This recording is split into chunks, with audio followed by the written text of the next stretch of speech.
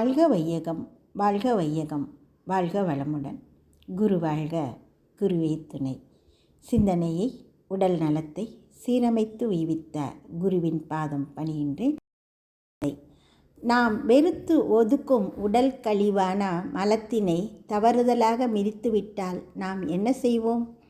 அருவருப்புடன், அடங்கா வெறுப்புணர்ச்சியுடன் நம்மை நாமே இகழ்ந்து கொள்வோம். அது மட்டுமா, அச்செயலை செய்த நபரை, விலங்கினத்தை மனதார அர்ச்சிப்போம் வசை சொல்லால். உண்மைதானே?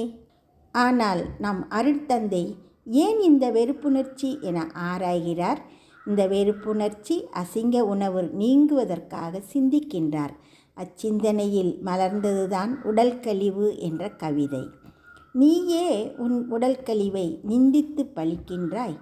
நினைத்துப்பார், அவை உன்னையே கழித்து வெளியேறியுள்ள. நீ பழிக்கும் அவ்வசிங்கம் நின் உடலாய் தோன்றியதே. நிர்மலமாய் ஆவதற்கே நிலைமாறி சென்றதவை. மலத்தின் மேல் கால் வைத்த நம் மகரிஷி அவர்களின் மனம் மலமே பேசுவது போல மகரிஷி அவர்களின் சிந்தனையில் தோன்றிய காட்சி இது. நமது அருட்தந்தை அவர்களின் அழகான செம்மையான காட்சிப்படுத்தலை அவரின் அன்பு குரலிலேயே நாம் கேட்டு மகிழ்வோம். இன்னும் சில நாட்களில் நான் தூய்மை அடைந்து விடுவேன். நீ தூய்மை அடைவது எக்காலம்? என்ன அருமையான கேள்வி! அதற்குரிய சிறப்பான விளக்கம் அருட்தந்தை அவர்களின் இந்த ஒலிப்பேழையினை தொடர்ந்து கேட்போம். விருப்பம் அளந்தே விரும்பி வெறுப்பு ஒழிப்போம். வாழ்க வளமுடன். நான் ஏதோ நினைக்கிறோம், அதற்கு ஒத்தவாறு அவர் நடந்து கொள்ளவில்லை என்ற போது வெறுப்புணர்ச்சி ஏற்படுகிறது. உண்மையிலேயே அது அவரிடம் தவறா என்று சிந்திப்போமையானால், இந்த உலகிலே தவறு என்று கூறுவதற்கு ஒன்றுமே இல்லை. இயக்கத்தொடராக ஒவ்வொன்றும் ஒன்றன் பின் ஒன்றாக நிகழ்ச்சிகள் நடந்து கொண்டே இருக்கின்றன.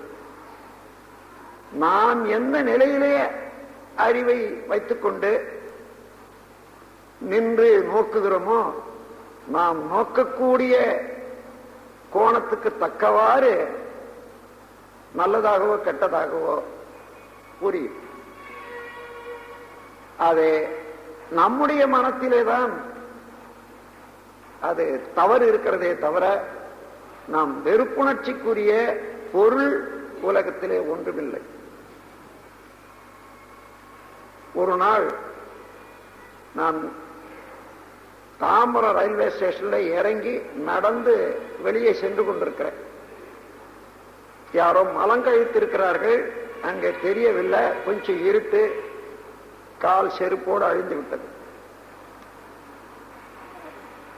அத ஒரு அசிங்கமான மன உணர்வு, வெறுப்புணர்ச்சி உண்மையிலேயே ஏற்பட்டது. அடுத்த நிமிடமே ஏன் இந்த வெறுப்புணர்ச்சி என்று கொஞ்ச நேரம் அந்த காலை நன்றாக புல்லிலே துடைத்து விட்டு, அதிலிருந்து அந்த வெறுப்புணர்ச்சி, அசிங்க உணர்வு, இதில் இருந்து என்னை மீட்டுக் கொள்வதற்காக அங்கேயே நின்று சிந்திக்கிற ஒரு காட்சி.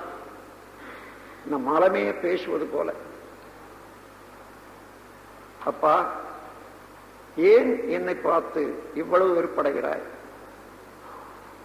மனமுள்ள உணவாக இருந்தேன்.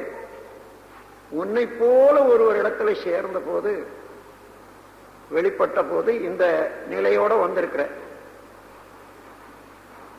இப்படியே இருந்தாலும் இன்னும் 2-3 நாட்களுக்குள்ளாக நான் தூய்மை அடைந்து விடுவேன். ஆனால் நீ தூய்மை அடைவது எப்போ என்ற அகக்காட்சியாக இருந்தது.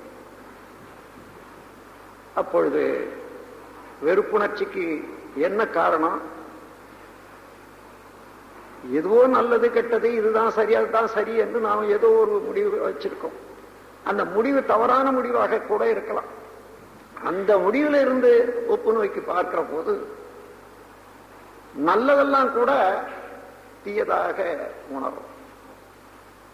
அந்த அளவில் நாம் சிந்தித்து பார்த்தோமே ஆனால், உலகிலே பகை செய்வதற்கு, பகைப்பதற்கு ஆளே இல்லை, பொருளே இல்லை, நிகழ்ச்சிகள் கூட இல்லை. ஏதோ ஒரு தவறு பிறருக்கு செய்தோம், அவர்கள் மனம் வந்தது, அது இம்பிரிண்ட்ஸ் ஆஃப் சின்ஸ், அது பழிச்செயல் பதிவுகளாக நம்மிடமே அழிந்து விட்டது. அது காலத்தால பழிச்செயல் பதிவுகள் வெளியாகும் போது அது துன்ப உணர்வாகத்தான் வெளியாக வேண்டும். வாழ்க வளமுடன். ஸ்கை வேதாத்ரி அமுதம் சேனலை சப்ஸ்கிரைப் பண்ணாதவங்க சப்ஸ்கிரைப் பண்ணுங்கள், பெல் பட்டனை டச் பண்ணுங்கள். அப்போ தான் நாங்கள் போடுற எல்லா வீடியோஸும் உங்களுக்கு கிடைக்கும். நன்றி. வாழ்க வளமுடன்.